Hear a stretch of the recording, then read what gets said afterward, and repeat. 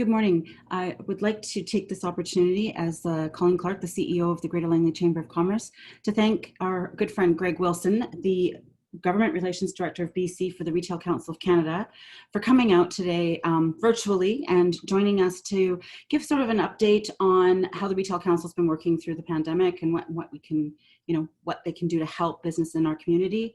Some interesting questions have here that specifically relate to different and various topics of retail, so we'll cover off on that. I would like to take this opportunity to acknowledge that we are meeting virtually in the unceded territories of the Coast Salish peoples, and I would like to thank them for the use of the area. I would also like to thank our members for coming out today and joining us during this time for some information and update. So Greg, I'm going to turn it over to you if you want to give us a little bit of an update as to what you've been up to and how you've been working since about mid-March. So oddly, it has been a very, very busy period of time. We've had probably the busiest time in my 7 years working for the Retail Council and a sustained 10-week period. It's changed a lot over 10 weeks. And the one thing I'm starting to get accustomed to, which is a worthwhile update for everybody right at the start, is that things have changed a lot in 10 weeks and they seem to be continuing to change. So what we know as best practices for safety in retail at this point will probably change again in the coming months and years. So I think that's a useful starting point. The other piece is that, this period of time reinforces to me the one truism I know, which is that government doesn't understand business very well sometimes. And so guidance that initially came out for food businesses, in this case, grocers were really whom they were thinking of. That guidance wasn't very appropriate for butchers, greengrocers, and other small food businesses. So it was titled as though it's guidance for all food businesses. All food businesses were obligated to comply with some of that guidance, but some of it was not possible for a small store to comply with. Occupancy being the biggest issue. Something that will not be overly familiar to most of your members is that for the largest format of retail stores, they've capped occupancy at numbers that are in fact well below 50% of what they could ordinarily have for a capacity. And so those capacity numbers are often about 25% for a grocery store of what they would be ordinarily. And it's usually based on how many people they can put through their space in a period of time, half an hour or an hour. For small stores, that's quite difficult because they can handle more transactions, but they have less floor space. So my butcher, for example, according to the published ratio, would have been able to have one staff member and one customer in their store at any one time. And they did some logic and some measuring with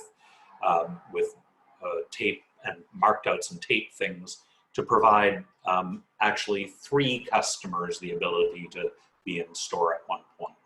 So that's important, and working through that guidance with WorkSafe BC has been an important component.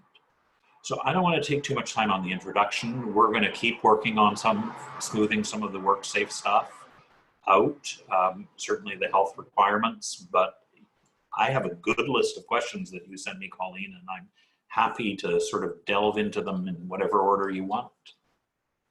That sounds perfect. That sounds really great. And I did want to caveat that with as you said, every day is ever changing right now in every space. And I think as we go in BC from phase 2, opening up more things in July and then into phase 3, your guidance along with the WorkSafe in every aspect of industry and industry guidance on all these is going to be essential in the fact that it helps us guide us through the missteps. Let's get it done right the first time, kind of an idea is my theory these days. So Okay, let's jump right to the questions. And well, we started off with grocery stores. You started it, so I'm going to go straight to the first question there. Will people be able to work in two different supermarkets at the same time, like part-time at Save-On and part-time at Superstore? So this is an interesting one because, of course, it affects people's livelihoods. And I don't think there are going to be very many grocery stores who are going to tell employees that they can't work in multiple stores because they're so desperate to have trained employees now. It's been a tough time because people have been off. Some people don't have adequate childcare, so they've had to take more time off. Some people have taken time off because they're not don't feel safe in their workplace. So it's that need to feel safe is what's important. But I think what's changed also is now, for example, if you're a cashier in a grocery store, you're frequently behind plexiglass, often behind plexiglass with a glove, with mask and gloves. So I actually think you probably are a lot safer than the average worker. So the question would be if when there's some sort of science as to spread, whether some science defines that better. Our expectation is that people aren't really in contact in the main with sick people in grocery stores, where in long-term care institutions they were in frequent contact with both sick and vulnerable individuals. Yeah, ratio there is way more likely. So continuing on the food theme, how will demo sampling of food be addressed in the retail sector moving forward? Well, I think my friends at the Ministry of Environment and some of the cities who have instituted single-use bylaws aren't going to be very happy with this answer. But the truth is, probably the safe way of doing that is a lot of single-use items, and that means single-use sampling of products. Sampling in a grocery context is still not recommended. So the provincial health officer's guidance does not recommend sampling of food. And so if you did it, you'd have to take measures to institute that there was, that you limit the possibility of the transmission of virus. But I think that will be done through single-use cups, single-use spoons, single-use plates, whatever. Yeah.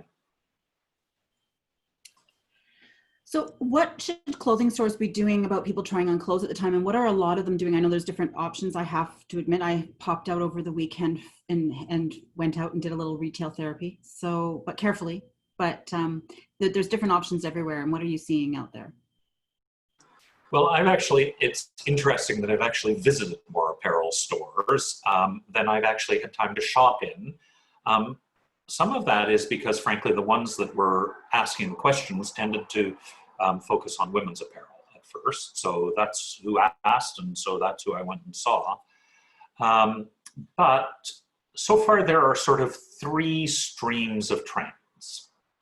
There's a very clear trend of asking customers to sanitize their hands right at the store entrance in front of employees. That takes away the fear if people are handling products. So, I mean, I think that's probably a best practice. The second best practice is to ask people to wear masks. There are a lot of retailers that are asking people to wear masks. I went to a grocery store early this morning and I was asked to wear a mask. I was well prepared. I had a mask that I bought from a member retailer of ours available in my pocket, so I was ready to go. But there's an amount of that. I think the third item that's being done is to quarantine goods that are handled by customers. Mostly these are things that have been taken into fitting rooms and tried on. I think that's the smaller of the three items in the trend, but what's happening is people are putting those goods back in a back room of the store after they've been tried on in the change room, usually for a day to 3 days, depending on it. There's again not a lot of evidence of transmission through touching or surfaces. And something every apparel retailer can tell us is that different fabrics, the virus will last different lengths of time on those different fabrics. So there needs to be much more science to delve into this. I've also seen one retailer was just saying your return policy is 60 days. There's no changing rooms. Take it home, try it on, bring it back. You know, my sense is that's not going to work for brick and mortar retailers whose advantage is that they can try things on and get things altered right on site. Yeah, no, I agree. So how do we look at planning growth in the retail sector during COVID-19? So RCC has a retail recovery guide on our playbook on our website. It's free to download. I think it's 6 parts, and I know they have been updating it over the last month since it was first put out. And my understanding, in fact, was that there was a major refresh of the marketing piece in the last few days. So there's a lot there if anybody wants to take a look. But what do we know? Well, what we know is that actually some of the traditional methods of reaching customers are still very effective. For example, sending print materials to people's homes. Flyers for a while initially were thought not to be popular, but their popularity seems to have actually increased throughout the crisis.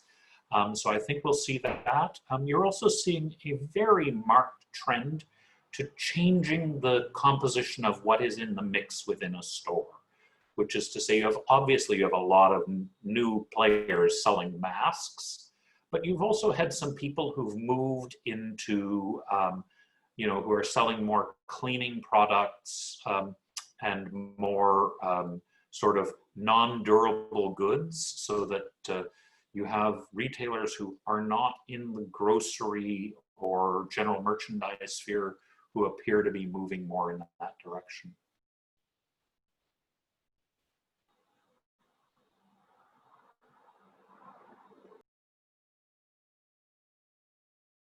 Sorry, my mouse ran away on me.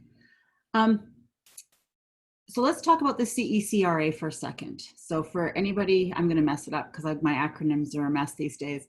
The Canadian Emergency Commercial Rental Assistance Program. They left the P off. I got it, I think. So one of the questions is, what is required from landlords and tenants for the CCRA? It's paperwork. So it is paperwork, and it's something we're not happy with, and we're not the only business association unhappy with it. Chambers and CFIB and restaurants are, well, equally unhappy about it, is that it's up to the landlord to apply. So if the retailer, no matter how much they're struggling, is paying their rent, there's no incentive for the landlord to apply, even if to us it looks like down the road we're not going to be able to pay that rent. So it's really very finely aimed at a narrow section of small businesses. You have to be paying less than $50,000 per month in gross rent, and you have to have an annual consolidated revenues of less than $2 million. And then you have to have experienced at least a 70% drop of consolidated revenues as compared to pre-COVID-19 revenues. So what that means is, so there's a couple of big issues. One issue is that we don't think that landlords are properly incented to apply. And there's no mechanism for tenants triggering a process that might require a landlord to apply. Secondly, there's a second major problem, which is the $2 million cap. Not very many people who are paying $50,000 a month of rent are going to have less than $2 million worth of income. So there's a little bit of disparity between the cap on rent and the cap on sales. And then there's a third problem, and this is going to become more relevant in the coming months, particularly since our expectation is that they'll have to expand CCRA or lengthen its term beyond the end of June. You have to have experienced at least a 70% drop. There is not yet, and this is the same as the CEWS program, I gather it's called, the Canadian Emergency Wage Supplement Program. You have to have experienced this 70% drop.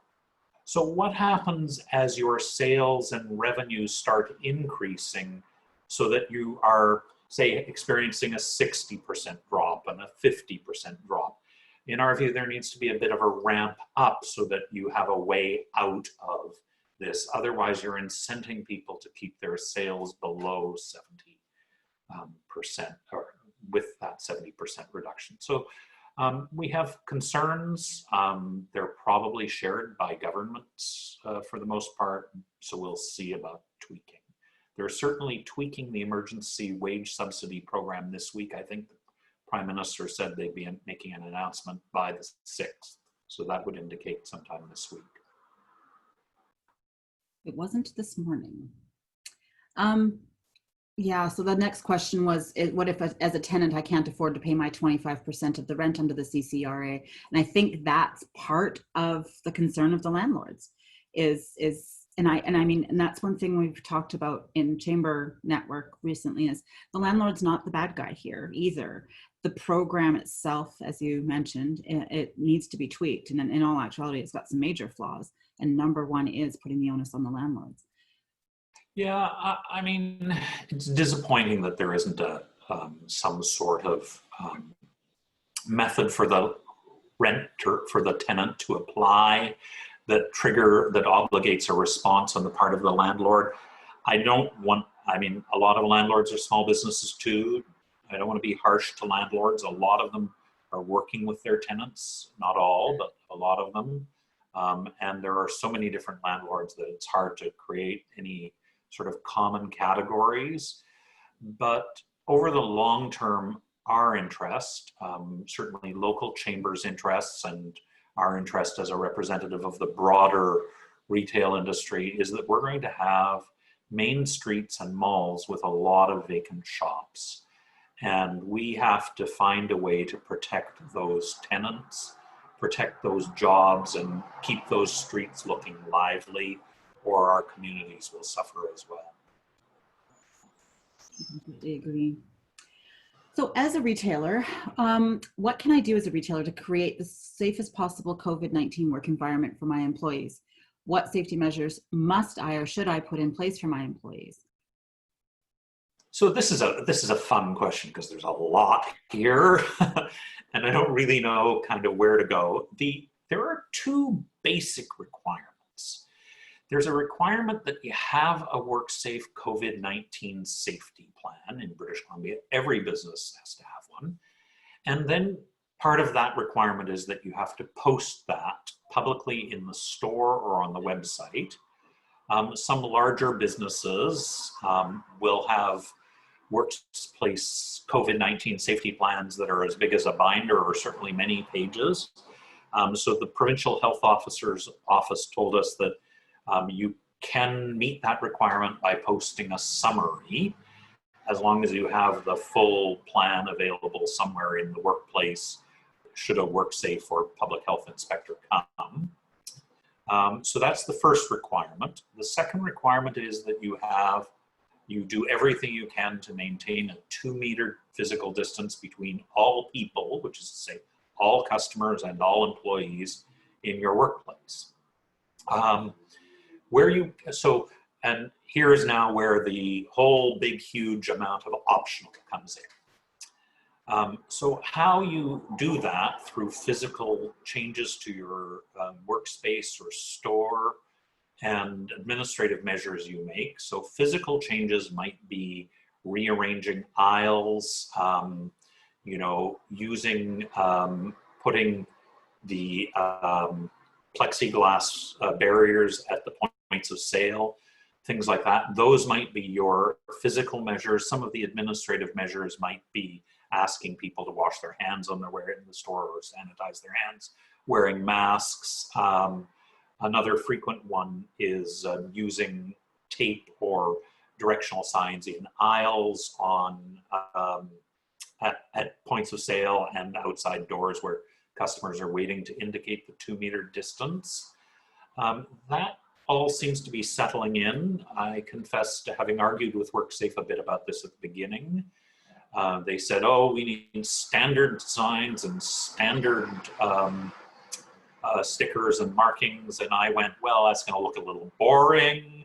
And I represent an industry where I know they want to show a lot of ingenuity and variety in how they're doing it versus how their competitors are doing it. So I took a walk along a retail strip on late Saturday night in the drenching rain and noticed that there's a lot of similarity between the signs on those stores, but there are consistent elements, the most consistent being some variation on, please stay out of this store if you are ill. That's the number one consistent sign. The number two sign we see a lot of is our occupancy limit is 5 or 10 or something, which I don't think is as aimed at customers as it is at workplace or health inspectors. So, but those are the trends. I'm happy to answer specifics, but those are the overall trends. I was going to say it really with an open clothing retailer or a small brick and mortar, it depends on your space, your size, and exactly. And I think the number one thing is just making sure you have that work plan sat, ready to go. You can be up and open and running, and you've checked all the boxes. But if you don't have that plan just handy, you could get into trouble if people walk in the door.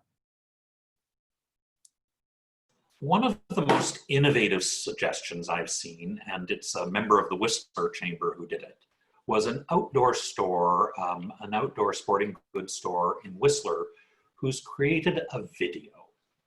And they posted, they don't have a website, but they have a Facebook page. And so they posted their video on the Facebook page. And it is essentially the owner-operator walking a potential customer through the store. Here you are at the entrance. If there's a line, you'd wait here. We have a sign we turn around to say when we're fully occupied and when we're not. This is the signage about what we're doing for health and safety. And then he walked you through where they try on shoes, where they try on apparel, right to the point of sale and out the door. And I think that was one of the most innovative answers to this WorkSafe BC requirement, but also, frankly, a great measure to encourage staff and customers to feel safe in your store. Exactly, and restore some trust in retail shoppers, get them out there. So let's go to a quick more question on that. Can retail screen customers at the door for entry, example, temperature testing? Well, that's a fun one. I'm looking forward to privacy advocates weighing in on it. There are a couple of retailers that are asking you voluntarily to do temperature checks. I've heard of some employers who are asking more than asking their employers, insisting that their employees do temperature checks every day. That said, you're collecting personal data, so hopefully you're destroying it or not retaining it, because there's where I would argue there's some risk. But the other thing is, frankly, that I think there's scientific evidence that a mask can help prevent some transmission. There's less scientific evidence currently about temperature checks. So I think you want to balance and seek some legal advice on what the privacy aspects are and look at the scientific literature, which doesn't seem to yet support that in most of, sort of short-term occupancy situations like retail stores. Okay. How can Work BC connect with retail employers who are having to permanently lay off staff due to the pandemic? Workplaces looking to find them new employment? So that's interestingly one of the most that's a question fraught with a little bit of peril. So retailers, oddly, have experienced a very each a very unique COVID-19 profile here. Some of the largest retailers, groceries and general merchants, are still hiring. I went and looked. RCC has a Job Connect website hoping to connect people who lost employment, frankly, in retail with retailers who are hiring. There are about in British Columbia, about 40% of retail jobs are thought to be at peril, but of 300,000 roughly British Columbians who worked in retail jobs at the end of 2019, only about 40,000 had actually lost their job. It's hard to know how many have reduced hours and what have you. But there's some evidence that the people being hired by grocery and general merchants were in fact working for smaller retail. I'm in an odd position, as are you, because I'm dependent both on large and small retail for my membership. And so I'd only worry that such a trend towards e-commerce and towards large retail might hurt diversity of stores on our main streets. So that's my concern about that. There's lots of potential for movement. We even saw some, frankly, from restaurants into retail, into food retail. But there are just a lot more employees seeking positions right now than there are positions available. And that is the net of that. How can WorkSafe BC? I can answer how you can connect them. Just can't help with that big problem that there is a lack of jobs at the moment. It's actually very unusual for British Columbia, where we've had retail jobs go begging in recent years. No, definitely. We've done well with it up until March. You just brought up another point that I've sort of, the bigger retailers versus the smaller ones and our main streets, and that's sort of been our focus. Again, we have members of all sizes and all industries, and trying to navigate through WorkSafe BC and getting that information out, phase 1, phase 2, phase 3, and gathering info. As you said, the documents are living, breathing at this point. So saying that, one of the questions I do have for you, and this was my question that I threw into the mix, I will apologize, the crystal ball moment. What do you see if BC was to continue? Let me put it into context. If BC was to continue as we're right now with rolling out with phase 2 and working our way to phase 3, because we've all been good boys and girls and we're going to make it through this without a big second wave, it's kind of going to do the bump. How do you see the fall Christmas retail season kind of panning out? Oh, you're still muted, Greg. It's very interesting. I can't tell whether I'm muted or not sometimes. So we have, RCC has 5 times a year something called the Retail Conditions Report. And I didn't know when we scheduled this, but it's due for, the spring one's due for release on June 3rd. And so I'm actually looking forward to that to see what members say their expectations are in the coming months. But what we hear is that people have, so marketing departments and merchandising departments work way out. In fact, really more than as much as 18 to 24 months out in advance. And so they have been trying to figure out what that's going to look like. One of the things that we are taking as a learning to this point is, in an era where people are feeling unsafe, and this might apply if a second wave appears or if restaurant openings aren't successful, but certainly something we've learned from the last 10 to 12 weeks is there might be more emphasis on food retail at Christmas. We might expect that, on more home baking, home cooking. So products like yeast and flour were in short supply for a period of time.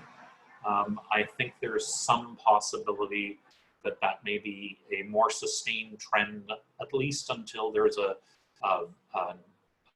some sort of inoculation for the virus. Is So that helpful? yeah, it's just such a hard one. I actually used to work for Delmy's Canada way back. It was my first big retail job. So did one of the other ladies on the call here. Actually, Jenna and I worked way back in the day, and I was actually the merchandiser for the area. So yeah, we used to have our plans in our hands for the stores months in advance of what was going on. So I know what you're talking about, and trying to get that crystal ball and picture because nobody quite knows. And it's different, I think, all the way across Canada too, because things that you can roll out in BC, you might not be able to roll out in Ontario right now. Well, so employment numbers are better. They're, look, 40,000 people lost jobs. This is not a good picture, but they're better here than they are in other jurisdictions who had more closures. But we know they're different sector by sector. It's very tough right now if you sell furniture or apparel or certain electronics, such as appliances. But interestingly, not as difficult for people with a broader mix of goods. So it'll be, and outdoor, for example, as a segment, is not, last we heard, doing as badly as, say, furniture. So it's going to be interesting, and the rebound, now that more stores are open, will also be interesting to see just how their sales are impacted. You know, again, you used a personal example. I'm going to feel a bit free to use a personal example. I need to, I'm sort of somebody who can buy a shirt and then rebuy the same size and fit of shirt. But I've had some recent COVID-19 weight loss, and which is unusual. And so now I have things that don't fit well. So I need to go to a store so that I can try something on, and that will enable me to buy actually from that store. I want to be clear, I'm going to buy from a local retailer, but buy more of that size from them. And I think, there are just customers who need to go try things on, even when they're doing multiple purchases or something through e-commerce. So it'll be interesting to see how that bounces back. Yes, definitely. That's it for the questions that we've had submitted. So I would like to take this opportunity to ask anybody who is on the call if they would like to take a minute. I think we can all be reasonable adults. If you have a quick question, if you'd like to unmute yourself and just say hello, and you can ask your question if you'd like to. They're all going to go silent on me. I'm watching all these little red buttons. Nobody's got any more further questions? No. So the one thing I wasn't answered. Oh, Jeanette has a question. I'm the one that submitted the question about the sampling. 2/3 of my business, I'm a brand ambassador for different food companies, different family-run food companies in the Lower Mainland, as well as in Canada. And this is what I did. I was going into stores and I was setting up my table, whether cooking the pasta and sampling. And when you said single use, that's of course, that's Health Canada, that's Fraser Health. That's what I did. And nobody ever touched anything that I touched. So your answer about single serving is what's in place now. I did pose this question to an MLA, an MP, and another chamber. And apparently Dr. Henry said she's not even looking at this until way into phase 3, like way into phase. And what I'm wondering, because if you're retail and part of wine stores, is I'm now seeing a lot of wine stores and wineries opening up for doing their tasting room. So why are they able to open up and taste alcohol?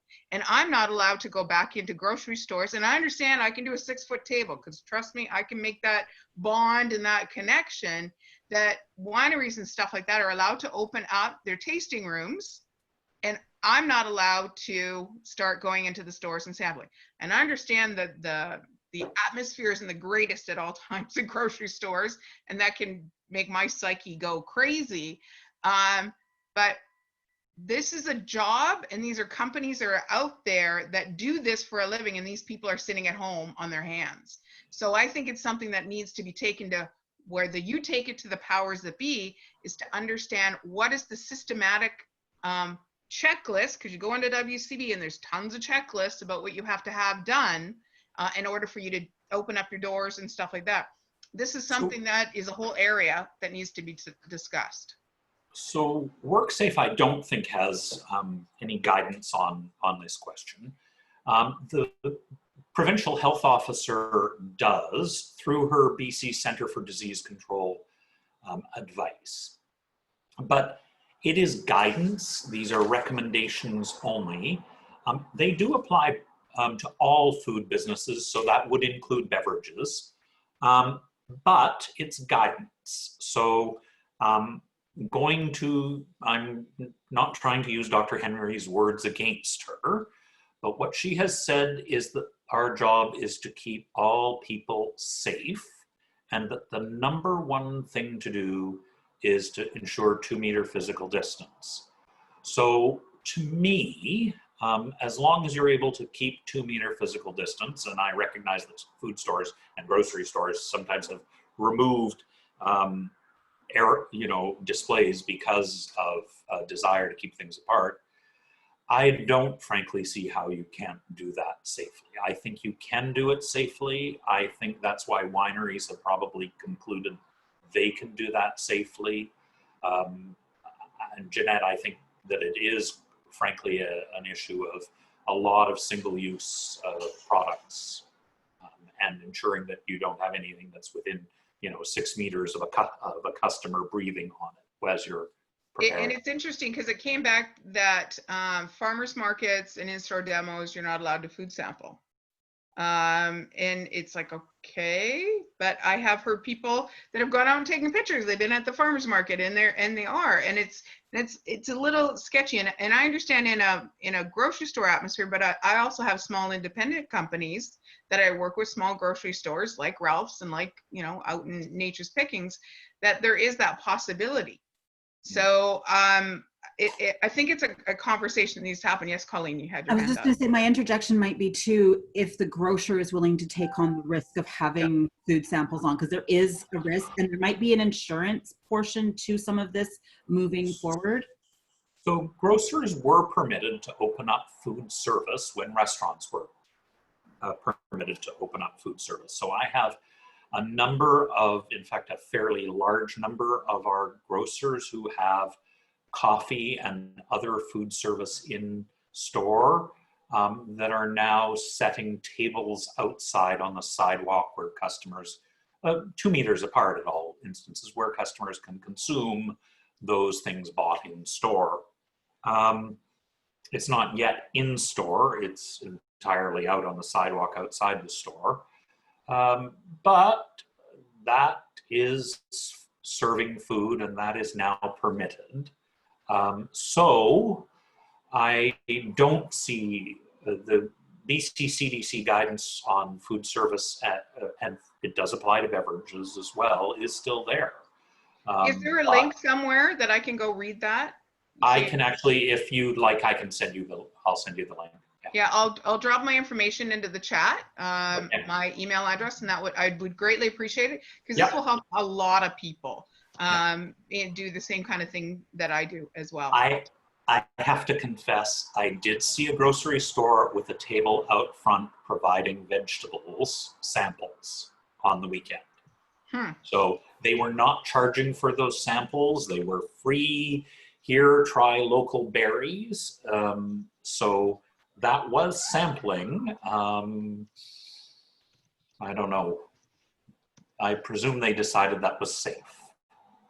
Well, and that's good feedback, because like I said, some of the independents, the smaller stores that I work with, that if I can be outside and, put a 6-foot long table and scooch the samples down to the other end for them to try, it's going to help increase their business. So thank you very much, Greg, for taking my my question, and Colleen for allowing me to go deeper into that conversation. Thanks, Matt.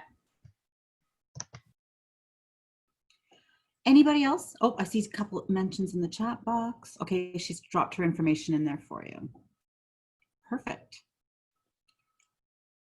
Okay. Any further questions before we wrap up?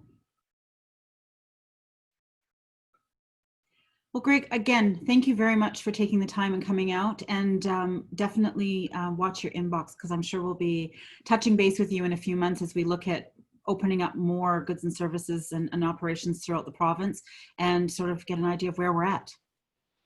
Oh, that's great. I'm always happy to help you out. And I hope that if you have any questions that you can use my help on, feel free to just call in, just send me a note or send people along to me. Perfect, will do. Thank you very much. And thank you again to everybody for coming out today. Have a great afternoon. Thank you.